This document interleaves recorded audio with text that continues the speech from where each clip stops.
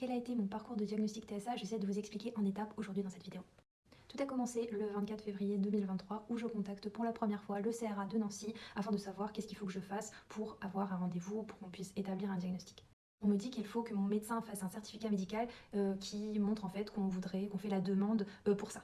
Le 23 mai 2023, j'ai pour la première fois un entretien téléphonique avec une psychiatre, quelqu'un de spécialisé du CRA, qui me pose différentes questions. Donc je crois que ça a duré, je sais pas, entre 45 minutes et 1 heure. Différentes questions sur ma vie, sur mes blocages, etc., mon enfance. À partir de là, elle dit si oui ou non il y a un soupçon de TSA. Et si oui, donc par exemple c'était mon cas, elle va envoyer prochainement un questionnaire qu'il faudra imprimer, remplir, signer et leur renvoyer.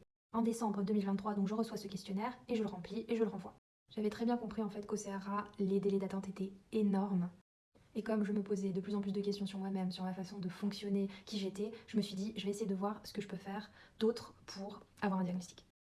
Et c'est là que par hasard, je suis tombée sur une psychologue luxembourgeoise qui était spécialisée dans les TSA et qui faisait les tests pour établir voilà, un diagnostic, oui ou non, s'il y a quelque chose de l'ordre du TSA.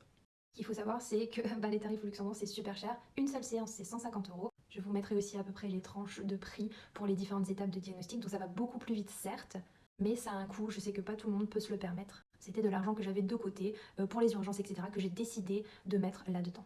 Ici, ce qu'il faut savoir, petite parenthèse, c'est qu'à un moment donné, la psychologue demande à ce que des personnes de la famille, que ce soit des parents ou des proches, frères, sœurs, etc., puissent venir pour une séance afin de répondre un petit peu à certaines questions. Et je n'ai pas été capable d'amener des personnes de ma famille, des proches pour ça. Donc ce que j'ai fait, et la psychologue était d'accord avec ça, de leur poser différentes questions par mail et par lettre, et s'ils pouvaient le plus sincèrement possible y répondre, et ça a fonctionné aussi. Donc si vous êtes mal à l'aise avec voilà, ce genre de séance où il y a plusieurs personnes et où on parle de moments pas toujours faciles, etc., il y a cette option aussi. Puis, au bout de quelques mois, mais c'était quand même assez rapide je trouve, la personne, donc la psychologue, dit qu'effectivement il y a un TSA en plus d'un TDAH.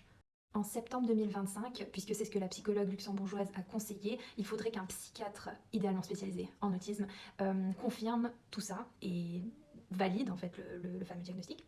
Et donc j'ai cherché, j'ai fouiné, j'ai essayé de trouver des personnes qui pourraient faire ça, donc que ce soit en Belgique, au Luxembourg ou en France, et j'ai trouvé donc un psychiatre à Paris qui voilà, est spécialisé aussi dans tout ce qui est autisme. Et j'ai eu 2 séances en ligne avec lui où il a validé le truc. En mai 2025, j'ai la reconnaissance de travailleur handicapé. Et en juin 2025, le CRA me contacte pour un rendez-vous. Donc je suis allée quand même parce que moi je suis le genre de personne qui a besoin de 36 000 preuves qu'il y a quelque chose. Donc je suis allée et je dois avouer que malheureusement la personne avec qui j'étais n'était pas la plus sympathique du monde. J'ai même chialé à un moment. Mais en gros, il a confirmé à nouveau que j'étais autiste. Et donc voilà un petit peu mon parcours de diagnostic.